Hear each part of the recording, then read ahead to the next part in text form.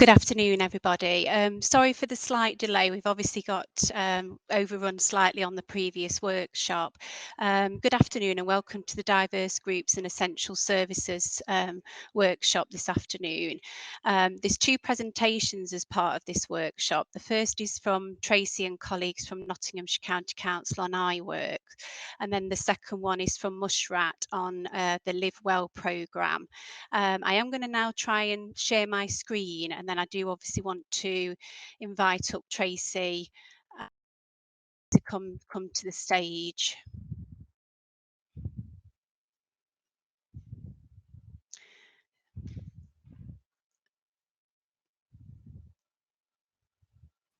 Hello. So here's Tracy. Thank you, Tracy. Apologies for the delay there. I'm just going to add Wendy and Leanne. So if you're happy to start to introduce yourself, and then I will share your presentation next for you. Okay. Right.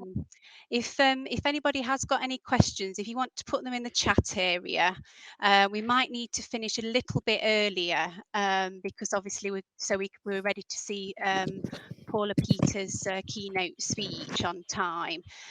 So if you've got questions, if you can put them into the chat, and then obviously then if we can't deal with them, if we've not got enough time, we'll certainly make sure that we get back to you afterwards. So just put your email address into there as well. Okay.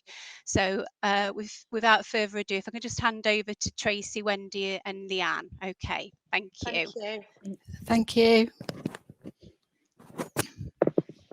Hello everybody, my name's Tracy Lack from the Notts County Council iWork team.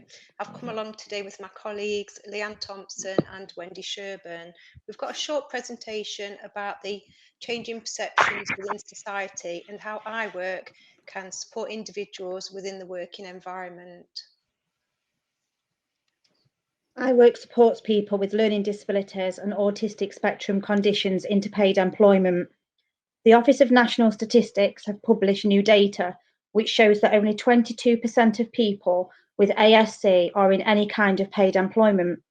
The National Autistic Society said that this is shocking news and lower than they had previously suggested in surveys that they had run. Over sort of like 65% of individuals with a diagnosed learning disability aspire to be in paid employment, but statistics show that only 5.1% of individuals aged between 18 and 64 known to local services are in paid employment. I do apologise, people, I stammer, so I just put that out there to begin with. So this is a quote from somebody with an autistic spectrum condition. We're just as capable, talented and educated as anyone else, but stereotypes and stigma form barriers that prevent autistic people from entering, participating and thriving in the workforce, and this is not okay. Sadly, these myths and stereotypes still prevail. So now we're going on to slide 3. Current employment pathways are not always accessible and or appropriate for the individuals that we support. This can be due to the formality of current recruitment processes, where and how jobs are advertised and the transition to online job applications and the HR recruitment process. Individuals may not have the required IT equipment, internet access or IT skills needed to job search and or apply for vacancies. They may have difficulty or be unaware of how to create an email address. In many cases, individuals do not have the literacy skills required to complete online applications, and others may struggle to add sufficient detail to reflect their skills and abilities. Individuals may have little or no confidence in talking over the telephone and or answering their phone to unfamiliar telephone numbers. Online interviews via Microsoft Teams, Zoom or Skype can be equally challenging. Many individuals have difficulties conversing both verbally and in written formats. This can lead to anxiety and misunderstandings about what has or has not been said. Individuals find it difficult to fully understand and provide comprehensive responses to the questions posed during formal interview. Sometimes a lack of eye contact or monotone response to interview questions can be perceived as disinterested. Unfortunately, the traditional recruitment pathway or disadvantages the individuals that we support. When sort of like people are in paid employment, there is an expectation from the employer that like new starters will be competent from the outset. The businesses sort of like often do not have the time, like the resources and or expertise to provide like sort of like adequate training, and like individuals like find it like difficult to work independently and sort of like fulfill their key tasks and like responsibilities. Well, the way in which inductions, sort of like mandatory training and employer handbooks, like policies and like procedures are designed and deliver, sort of often exclude like the people that like we support. Work retention is necessary for the individuals we support. This is because with the passage of time, staffing and role changes may cause difficulties to those who we support. There is often insufficient time to process any changes both in and outside of work, which may have an impact on the person and their performance. And there is often a lack of awareness and empathy amongst colleagues and other employees regarding the needs of people with a learning disability or an autistic spectrum condition. This may result in some staff becoming intolerant. And then on to the next slide, Julie. iWork offers a bespoke, person-centred employment service to help individuals find, secure and sustain suitable paid work and help level out the inequalities surrounding employment. We do this by following the place, train and fade supported employment model. So, during the recruitment process, we can facilitate job searching and help individuals to understand the qualifications and experience which may be needed for the roles that they are interested in. We use our IT equipment to support with searching and applying for jobs. We market specifically to suit the person's needs, likes, abilities and qualifications in order to job match to suitable vacancies.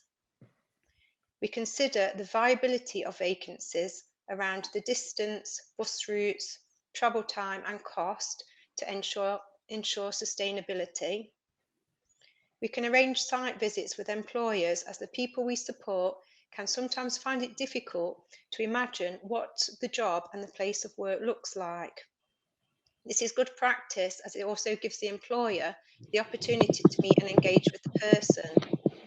Requesting a work interview or work trial allows individuals to showcase their skills and abilities in a practical way rather than taking part in the formal interview, which they ordinarily will find difficult.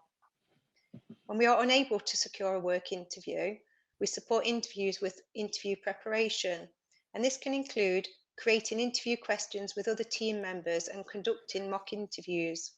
We also create interview prompts and will attend interviews to support individuals where necessary. In work support, we can offer travel training where needed. iWork follow the place, train, fade supported employment model.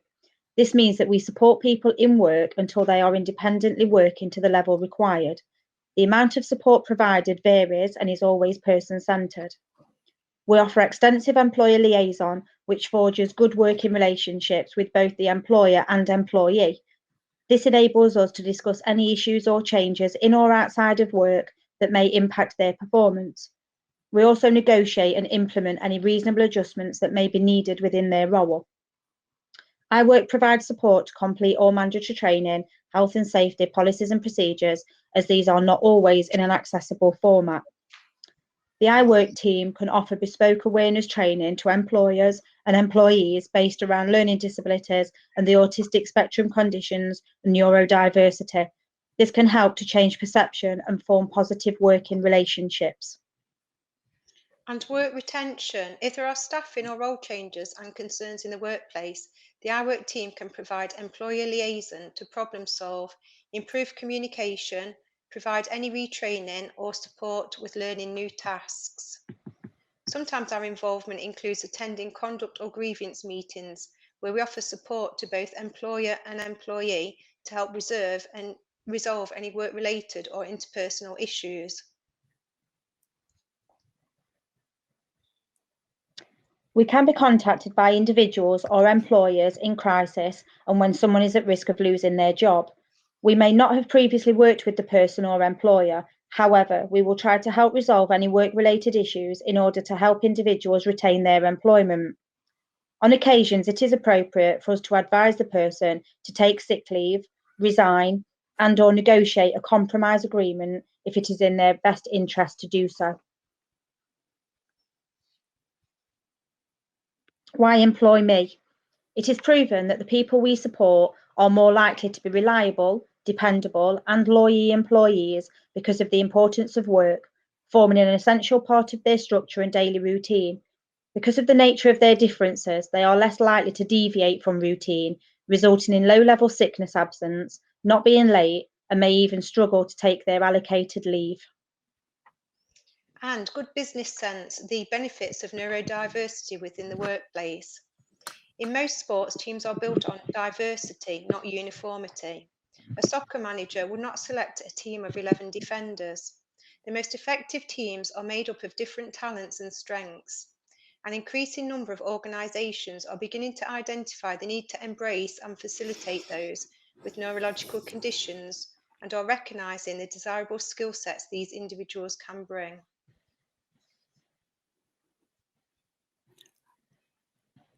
I was approached by like a global like company, and I was asked if iWork like could like support and like provide like candidates sort of like for a supply chain apprenticeship. Like it's sort of like I sort of identified those individuals that might like be interested, and I met like regularly with them to talk about like the opportunity.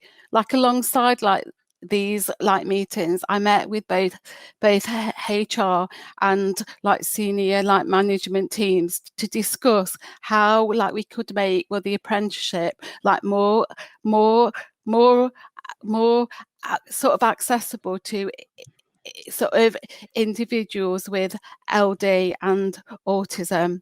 Well, sort of like the company like agreed to like disregard their existing sort of like recruitment like process and sort of adopt like a less sort of like formal approach. Was sort of like we talked and like we liaised until like we came up like with a program that was going to be sort of like more sort of accessible, sort of like as the first step. We like arranged was site like visits, sort of like this like allowed sort of like the 8 individuals and their families to have like a look around the departments, to like observe and to have a go at actually doing like some of the jobs sort of like practically, like an opportunity to like meet and greet sort of employees, to talk about sort of like the different like roles, sort of like departments, and like what it would be like to be working sort of like for the company. After the site visits, like I met with like the individuals, like 6 out of 8 sort of like wanted me to like register their interest with the company. Sort of like this involved like sort of like providing them sort of like with like a mini like personal like profile. It was great like not to have to do like job applications. All 6 individuals like were like subsequently invited along to a very informal chat at like a neutral location with like myself and the apprenticeship lead.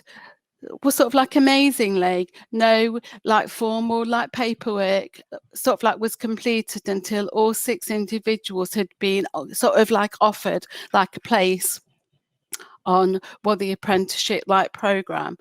6 individuals started their apprenticeship program in January 2019, and despite a global pandemic, all 6 successfully completed their level 2 supply chain qualification, and have gone on to secure permanent jobs within the company. It's important to mention here that all 6 had faced numerous rejections and had been unable to secure paid work via the traditional recruitment route. Workers significantly improved their lives. They are happier, more communicative. They have improved confidence and social opportunities. They feel that they're contributing to society and have a greater sense of worth. Working has enabled them to fulfill other dreams and aspirations. Aspirations. Learning to drive, buying a car, moving out and living independently, getting married. None of this would have been made possible without being in paid work. My challenge to you is what can you do to make job opportunities more accessible and inclusive for individuals with autism and learning difficulties. Switching things up, thinking outside of the box, can make all of the difference. We've on the last slide, we've got our contact details, so please get in touch with us if you want any more information about iWork. But thank you for your time and thank you for listening. Thank you. Thanks for chat. Yeah. So I'm here from Work and Wellbeing at South Yorkshire Housing, and we provide employment support for people with mental and physical health conditions. So I'll go into the presentation mode so you can.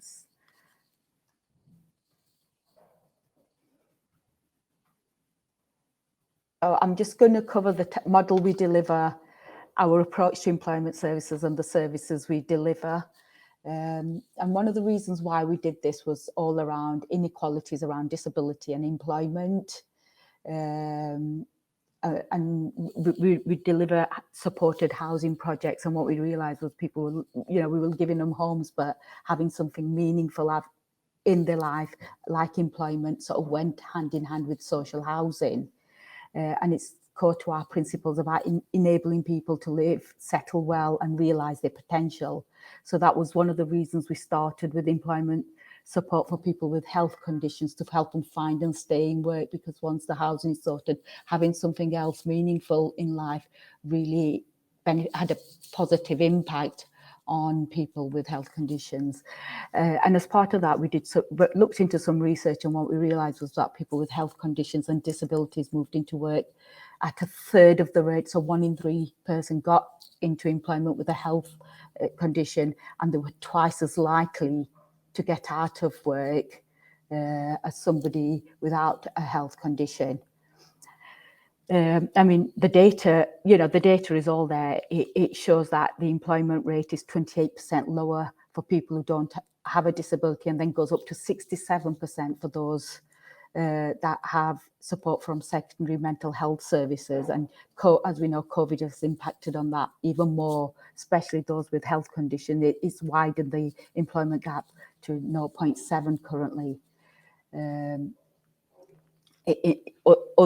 We know we know from our personal lives the positive impact work has on each individual, especially when you're in a job that keeps you well and the work you're doing is beneficial for your health. So we're not talking, you know, one of the things that we look at good work is looking at somebody's strengths, and it's not just any type of work, it's work that's going to be beneficial for somebody's health and as part of a recovery pathway for somebody's mental health recovery.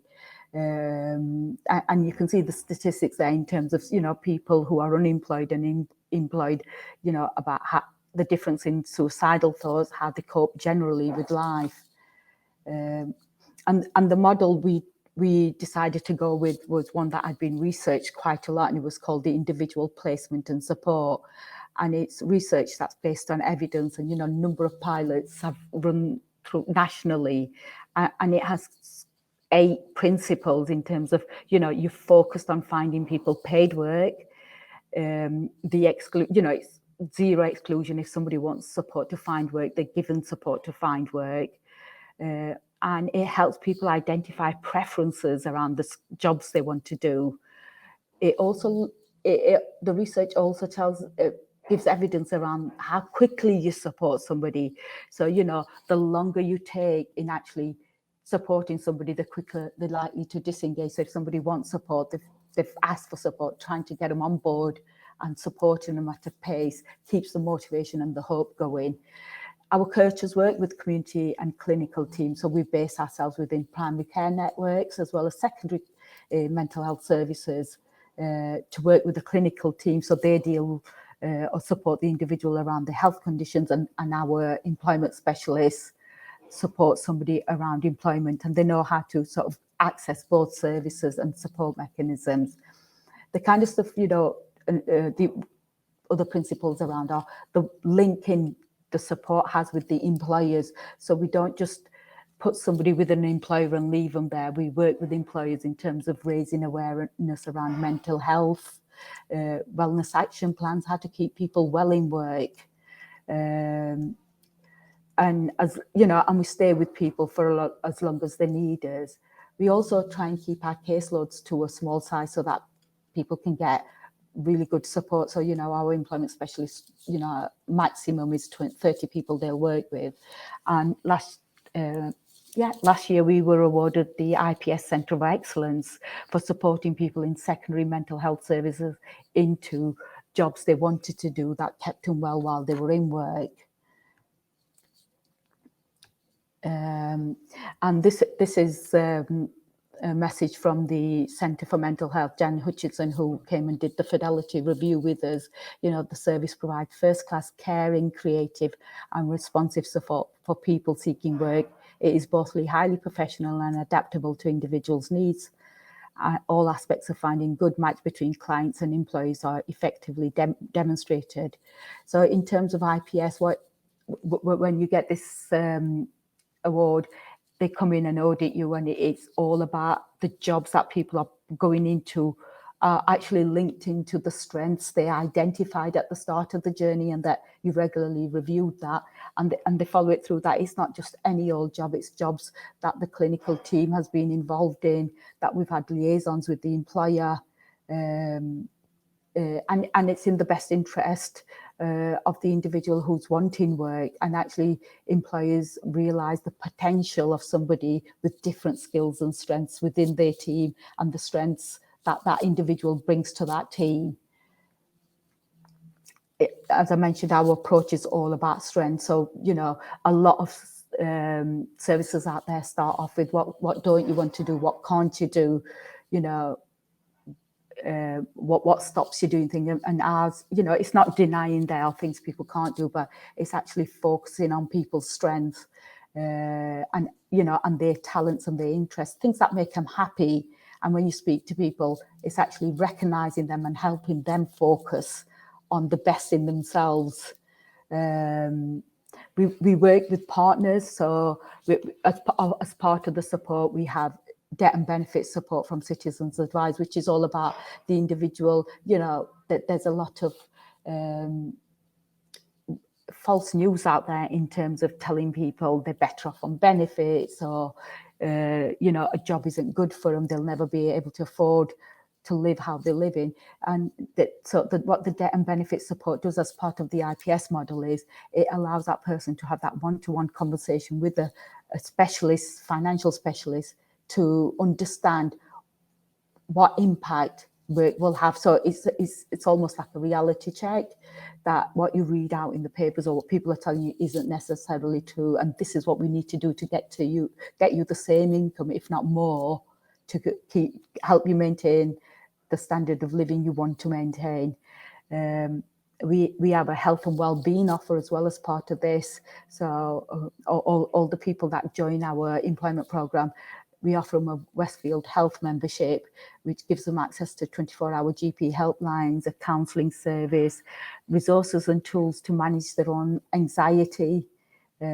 We employ our own allied health professionals as well. So people who might want small interventions or understanding how their health will impact on if they took a job in a particular sector, that they can actually speak to a health professional, but we keep all that separate from the person who's working with them to do their employment support. I mean, we started delivering 2017 across South Yorkshire, and we've recently we're also working in North Notts, which is Bassetlaw, Sherwood, Mansfield, Newark. We've reached over 5,400 people, and 2,600 we've supported them to stay in work with help, managing their health and working with their employers. This next video is only 59 seconds. I'm going to hope it's going to work, but it may not. I have lost your presentation again, so I don't know if you just want to share your screen like you did previously and then click the link for your video. Are you able to see it? Not at the moment, no. If you want to do what you did earlier with when you click on share, if you go on to whether you're sharing your entire screen or that particular window, and then if you click on, we did see your presentation earlier, but then it moved back to, I don't know if you're working between two screens potentially. No, I'm just working in on one screen. Yeah, we can see that now. So I'll start it. Yeah. Unfortunately, we haven't got any audio though on the video.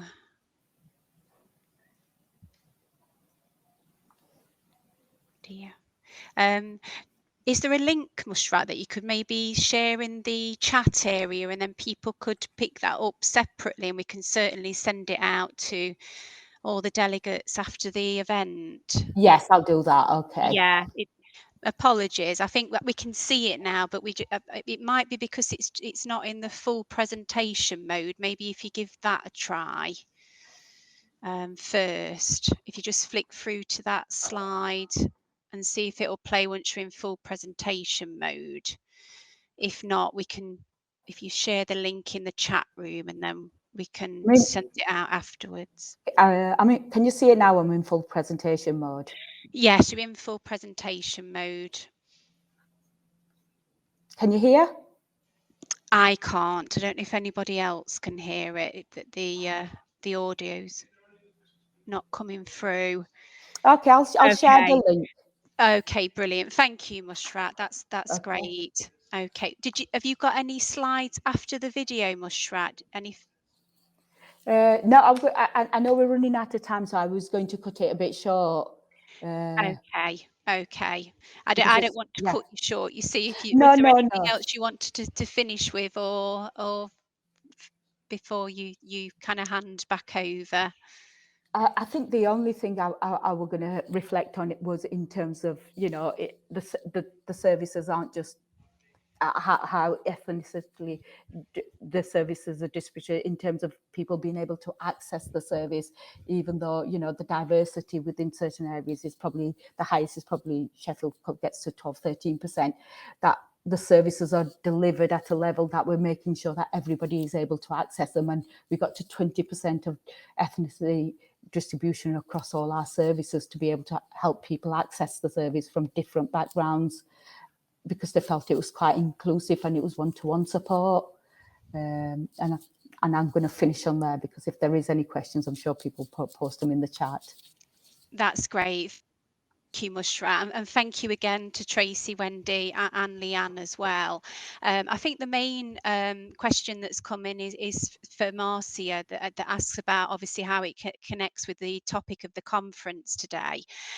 Just in response to that, the general theme for today is about acceptance, and from the agenda, what we've tried to do is reflect the earliest breakout sessions, the first set of breakout sessions on the past, and then obviously now looking the set of 3 breakouts that we're in at the moment is looking to the future. So this is very much focusing in on acceptance and looking at it from an employment perspective, and obviously adopting inclusive employment practices. I don't know whether you want to add anything to that, Mushrat, or if Leanne, Tracy, or Wendy have got anything else to say before we finish this afternoon. If there is any questions, further questions for this afternoon's speakers in the workshop, then we will send out details after today, and obviously we'll include everybody's contact details again. So thank you. It's such an important area of work for us within wider economic development, and the work that you do is just fabulous. Those numbers that you've talked about in your presentation, the number of people that the programme supported and touched on and made such a huge difference is a great achievement. So thank you, Mushrat. Anything else? Just if you want to pop a message in, is there anything else from Tracy, Leanne, or Wendy before we finish? No, well, I was just going to say, with the slides that we did, we tried to make the slides, what are some of the difficulties and how I work and support the people around those difficulties. So as the slides go, it was like what we can do to help those people, get a job while they're in work and then retaining the job. And that's how we base the slides, and that's what our service does. So, and then, ending with a success story, that just speaks for itself, really. Completely, and it's one of many success stories as well, Tracy, which is absolutely fabulous. So we'll make sure that we circulate the details on the 2 programmes following today. And thank you very much again to our speakers this afternoon for preparing for today and giving up your time this afternoon as well. And thank you for everybody that's participated in the workshop as well.